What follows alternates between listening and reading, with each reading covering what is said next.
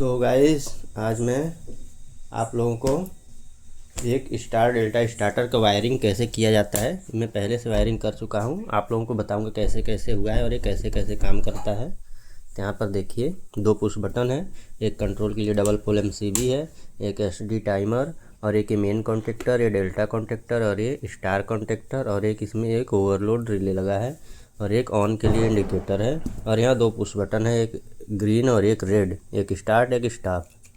तो चलिए शुरू करते हैं। इसमें 220 वोल्ट सप्लाई दे दिया हूँ मैं एमसीबी में। यहाँ पे देखिए ऊपर से इसमें न्यूट्रल फेस दिया हूँ कंट्रोल के लिए। और यहाँ से देखिए सबसे पहले ये फेस का सप्लाई है और ये न्यूट्रल का है, यहाँ पे देख सकते हैं।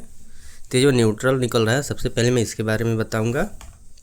ये न्यूट्रल वाला जो है टाइमर के A2 पे आया हुआ है। सबसे पहले देख सकते हैं यहाँ पे एक वायर जो है ये न्यूट्रल वाला टाइमर के A2 पे आया है। फिर यहीं से एक वायर निकल के लूप होके मेन कॉन्टेक्टर के A2 पे चला गया है, कॉइल के वोल्ट सप्लाई जहाँ लगता है A2 पे। फिर यहीं से एक वायर लूप होके A2 से ये देखिए आ गया है इस कॉन्टेक्टर के A2 पे। और यहीं से फिर से एक वायर लूप होके आ गया है इस कॉन्टेक्टर के A2 पे। फिर यहीं से एक वायर लूप होके ऑन के इंडिकेटर पे आ गया है। ठीक गाइस, इतना तो आप लोगों को समझ में आ गया होगा। इसमें से एक तार मेरा निकल गया है, रुकिए, नहीं निकला नहीं, लगा इधर से दब के आ गया है। देखिए न्यूट्रल यहाँ तक आया हुआ है, मतलब यहाँ से लेके न्यूट्रल यहाँ कंट्रोल के एमसीबी से निकाल के जितना पॉइंट है A2 का इस पे और इस पे और इस पे और इस पे, मतलब तीनों कॉन्टेक्टर टाइमर और इंडिकेटर पे आ चुका है A2 का। देखिए ऑन कंडीशन में है ये भी। तो मैं A2 का सप्लाई में न्यूट्रल का जहाँ जहाँ जाता है वहाँ तक का बता दिया हूँ। अब देखिए फेस जो है एमसीबी से फेस निकलता है कंट्रोल के, और सबसे पहले आता है ओवरलोड रिले के 95 नंबर पॉइंट पे। 95 और 96 जो होता है रिले का NC पॉइंट होता है। तो 95 में आ गया NC पॉइंट पे रिले के। उसके बाद से 96 से एक वायर निकलता है, ये सीधा आ जाता है NC पुश बटन के 1 नंबर पे, देख सकते हैं।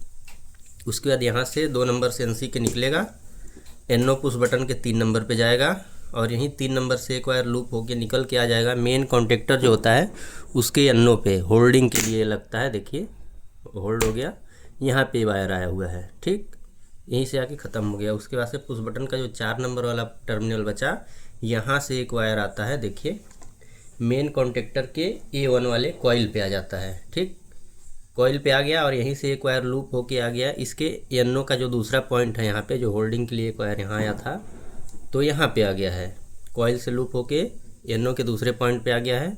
और यहीं से लूप होके एक वायर आ गया है स्टार डेल्टा जो टाइमर है इसके A1 टर्मिनल पे, क्योंकि जब ये कॉन्टेक्टर ऑन होगा तो ये टाइमर भी ऑन हो जाएगा इसी के साथ। देखिए A1 की सप्लाई आते ही टाइमर ऑन हो गया, ठीक। इसको मैं बंद कर देता हूँ।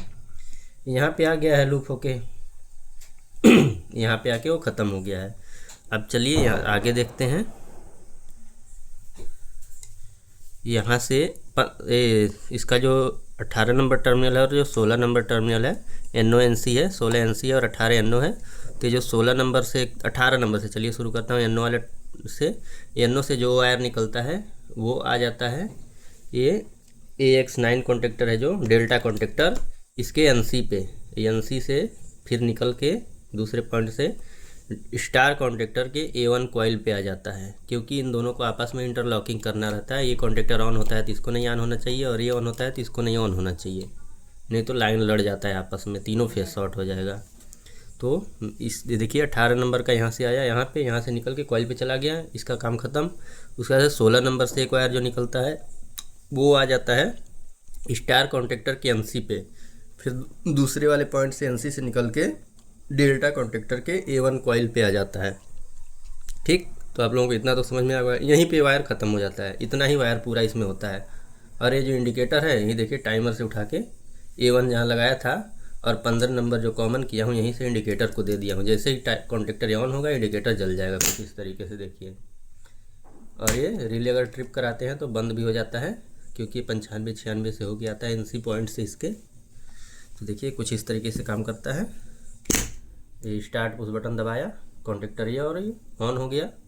अब देखिए इस पर 5 सेकंड का टाइम सेट है, 5 सेकंड बाद ये कॉन्टेक्टर ऑन हो जाता है और ये ऑफ हो जाता है। देखिए इसका इंटरलॉकिंग में दिखाता हूँ, इसको दबाते ही ये वाला कॉन्टेक्टर ऑफ हो गया, इसको छोड़ते ही ये ऑन हो गया। अब चलिए दोबारा से देखिए, ये वाला ऑन है और ये ऑफ है, इसको दबाऊंगा तो ये ऑफ हो जाएगा, ये ऑन नहीं होगा। देखिए अब ये ऑन हुआ तो ये ऑफ हो गया, अगर इसको दबाऊंगा तो देखिए ऑफ हो जाएगा, ऑटोमेटिक ऑफ हो जाएगा।